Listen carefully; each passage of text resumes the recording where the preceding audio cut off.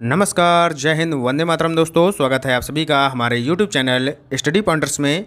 और यहाँ पर हम आपके लिए लेकर आ चुके हैं उत्तर प्रदेश लेखपाल भर्ती, जो आपका पेपर होने वाला है 24 जुलाई को। उसके लिए सामान्य ज्ञान यानी कि जीके का पहला प्रैक्टिस सेट आपके लिए लेकर आ चुके हैं। तो वीडियो को बहुत ही ध्यान से देखिएगा और अच्छा लगे तो लाइक और शेयर करना ना भूलें। और चैनल पे अगर आप पहली बार जुड़े हैं तो सब्सक्राइब कर लेना और बेल आइकॉन को प्रेस कर लेना, जिससे कि आने वाली वीडियो का नोटिफिकेशन आपको सबसे पहले मिल सके। तो चलिए शुरू करते हैं आज का इम्पॉर्टेंट लेक्चर। तो पहला क्वेश्चन आपके सामने यहाँ पर आ चुका है और यहाँ पूछा गया है कि गेहूँ की खेती के लिए कौन सा उर्वरक अधिक मात्रा में उपयोग करेंगे। तो यहाँ पर 4 ऑप्शंस आपके सामने दिए गए हैं: नाइट्रोजन, पोटेशियम, तांबा या फिर लोहा। तो यहाँ पर सबसे ज़्यादा जो उपयोग किया जाता है वो किया जाता है नाइट्रोजन का। तो ऑप्शन नंबर ए हमारा यहाँ पर राइट आंसर हो जाएगा। चलते हैं अगले क्वेश्चन की तरफ। अगला प्रश्न आपके सामने दिया है, हाइड्रोजन को जलाने से क्या बनेगा। बहुत ही अच्छा क्वेश्चन है। हाइड्रोजन को जलाने से क्या बनता है? ऑक्सीजन, राख, मिट्टी या फिर पानी। तो इससे बनता है पानी यानी कि वाटर। तो ऑप्शन नंबर डी हमारा यहाँ पर सही उत्तर हो जाएगा। देखते हैं अगला प्रश्न। अगला प्रश्न आपके सामने है, महासागर में ऊंची जल तरंगें कैसे उत्पन्न होती हैं। कैसे उत्पन्न होती हैं? भूकंप से, सूर्य से, तारों से या फिर चंद्रमा से। तो ये उत्पन्न होती हैं चंद्रमा की वजह से। तो ऑप्शन नंबर डी हमारा यहाँ पर राइट आंसर हो जाएगा। चलते हैं नेक्स्ट क्वेश्चन की तरफ। अगला प्रश्न है, प्रकाश में 7 रंग होते हैं, रंगों को अलग करने का क्या तरीका है। तो रंगों को अलग करने का क्या तरीका है ये आपको यहाँ पर बताना है। इन 4 ऑप्शंस में से आपको सही उत्तर का चयन करना है। तो इसका राइट आंसर हो जाएगा ऑप्शन नंबर ए। एक प्रिज्म से रंगों को अलग अलग किया जा सकता है। तो ऑप्शन नंबर ए हमारा यहाँ पर राइट आंसर हो जाएगा। चलते हैं आगे। अगला प्रश्न है, सबसे छोटा दिन कब होता है। बहुत ही अच्छा क्वेश्चन है। आपको बताना है कि सबसे छोटा दिन कब होता है। 22 दिसंबर, 23 सितंबर, 21 जून या फिर 21 मार्च। तो ये होता है 22 दिसंबर को। सबसे छोटा दिन अगर पूछा जाए तो 22 दिसंबर आपका सही उत्तर हो जाएगा। और यहीं पर आपसे पूछा जाए कि सबसे बड़ा दिन कब होता है, तो ये होता है 21 जून को। और 21 जून को क्या मनाया जाता है? 21 जून को मनाया जाता है विश्व योग दिवस। और 21 जून को ही मनाया जाता है आपका क्या? विश्व संगीत दिवस। अगर बात करें 21 मार्च को क्या मनाया जाता है, तो 21 मार्च को मनाया जाता है विश्व वानिकी दिवस। ठीक है, तो ये दिवस भी आपके लिए इम्पॉर्टेंट हैं, इनको भी याद रखिएगा। चलते हैं आगे। अगला प्रश्न है, वायुमंडलीय परतों में से कौन सी परत रेडियो प्रसारण में सहायता करती है। तो यहाँ पर बताना है कि रेडियो प्रसारण में कौन सी परत यहाँ पर सहायता करती है। क्षोभ मंडल, समताप मंडल, मध्य मंडल या फिर आयन मंडल। तो इसका राइट आंसर हो जाएगा आयन मंडल। ऑप्शन नंबर डी हमारा यहाँ पर राइट आंसर हो जाएगा। क्षोभ मंडल की बात करें तो यहाँ पर कौन कौन सी घटनाएं होती हैं, जैसे कि आंधी हुआ, तूफान हुआ, ठीक है, वर्षा हुई, तो ये सभी आते हैं क्षोभ मंडल के अंतर्गत। समताप मंडल में क्या होता है, ये जो है हवाई जहाज़ उड़ाने के लिए यहाँ पर अनुकूल मौसम रहता है और इसी में जो है ओजोन लेयर पाई जाती है।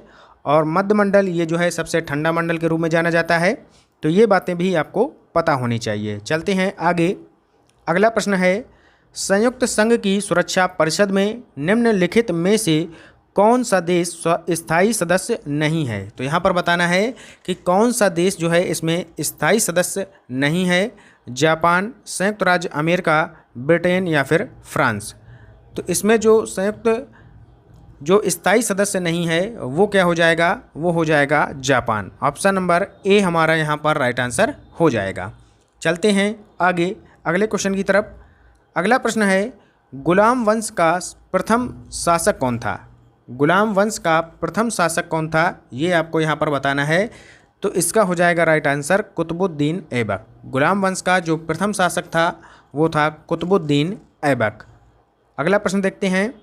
अगला प्रश्न आपके सामने है, किस देश द्वारा हज में शामिल होने वाली महिलाओं हेतु पुरुष अभिभावक की आवश्यकता को हटा दिया गया है।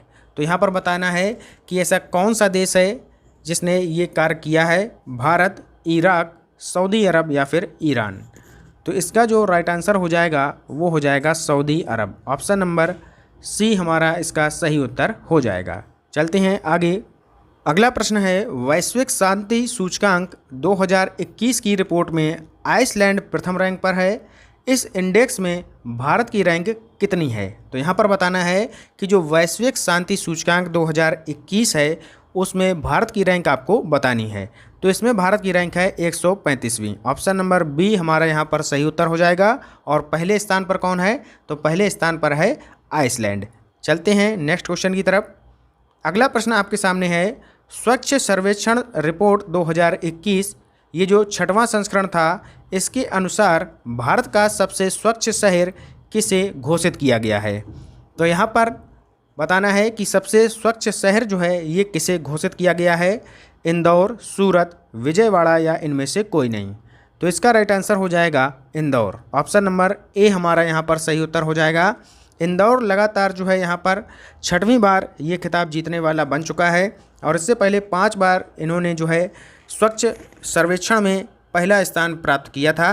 तो इंदौर इसका राइट आंसर हो जाएगा। और दूसरे नंबर पर आता है आपका सूरत और तीसरे नंबर पर आता है विजयवाड़ा। विजयवाड़ा कहाँ पड़ता है? तो ये पड़ता है आंध्र प्रदेश में। सूरत कहाँ पड़ता है? ये पड़ता है गुजरात में।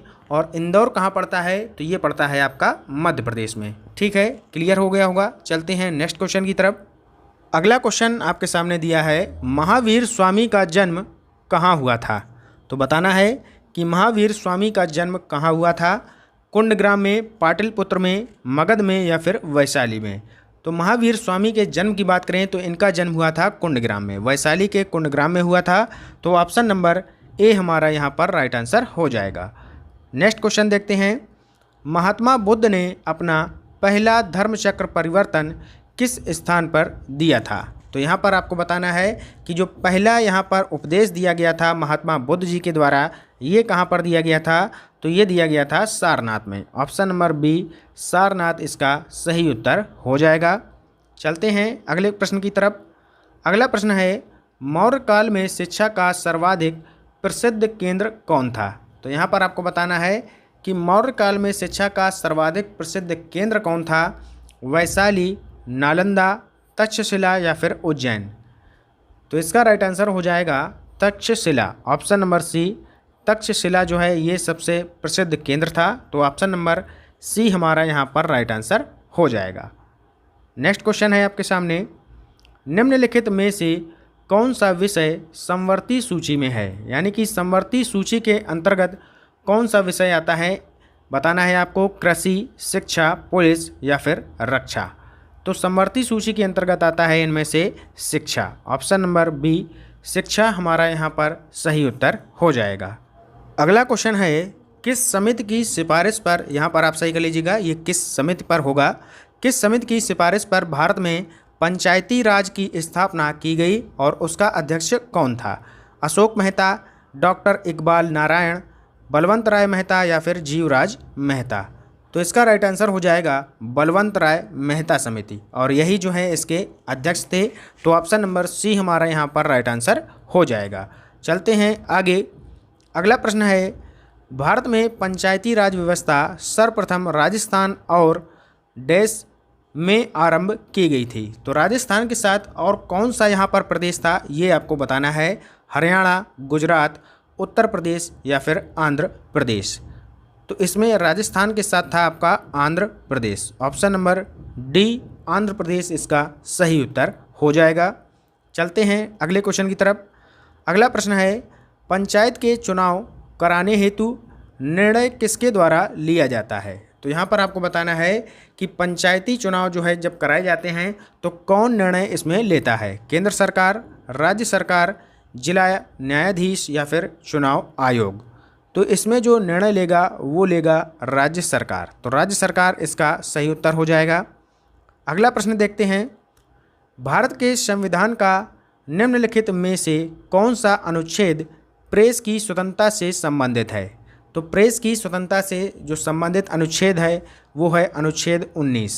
Option number A right answer हो जाएगा। अनुच्छेद 19 इसका सही उत्तर हो जाएगा। अगला प्रश्न देखते हैं, निम्नलिखित में से किस संविधान संशोधन अधिनियम को लघु संविधान यानी कि मिनी कॉन्स्टिट्यूशन कहा गया है? तो यहाँ पर आपको बताना है कि मिनी कॉन्स्टिट्यूशन किस संविधान संशोधन को कहा जाता है। 42वां संविधान संशोधन, 44वां, 46वां या फिर 50वां संविधान संशोधन। तो लघु संविधान जो कहा जाता है वो कहा जाता है 42वें संविधान संशोधन को। और ये कब हुआ था? तो ये हुआ था 1976 में। तो ये भी आपको याद रखना है। अगला प्रश्न देखते हैं। अगला प्रश्न है, कुषाणकालीन कला का सर्वश्रेष्ठ संग्रह निम्नलिखित में से किस संग्रहालय में सुरक्षित है? लखनऊ में, वाराणसी में, मथुरा में या फिर सारनाथ में?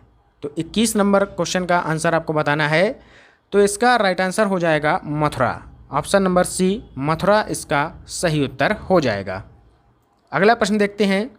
अगला प्रश्न है, लाल मिट्टियाँ पाई जाती हैं जनपद कहाँ कहाँ पाई जाती हैं? आगरा मथुरा में, एटा मैनपुरी में, मिर्ज़ापुर झांसी में या फिर सीतापुर बाराबंकी में? तो ये पाई जाती है मिर्ज़ापुर झांसी में। ऑप्शन नंबर सी, लाल मिट्टियाँ जो हैं ये मिर्ज़ापुर और झांसी के क्षेत्र में पाई जाती हैं। तो ऑप्शन नंबर सी इसका सही उत्तर हो जाएगा। चलते हैं अगले प्रश्न की तरफ। अगला प्रश्न है, निम्नलिखित महोत्सव में से कौन एक सुमेलित नहीं है? तो यहाँ पर नहीं पूछा गया है, इसको आप ज़रूर ध्यान दीजिएगा। तो कौन एक सुमेलित नहीं है? रज जो है ये उड़ीसा से संबंधित है, बिल्कुल सही है। केला जो है ये कुशीनगर से संबंधित है, ये भी सही है। हरेला जो है ये असम से संबंधित है, ये नहीं है। हरेला जो है ये असम से संबंधित नहीं है, बल्कि जो हरेला है ये संबंधित है उत्तराखंड से। तो हरेला के लिए आप लोग याद रखिएगा उत्तराखंड से संबंधित है। और असम का जो होता है वो होता है चाय महोत्सव। और हेरात जो दिया है ये जम्मू कश्मीर से संबंधित है, ये भी सही है। तो इसमें कौन सुमेलित नहीं है?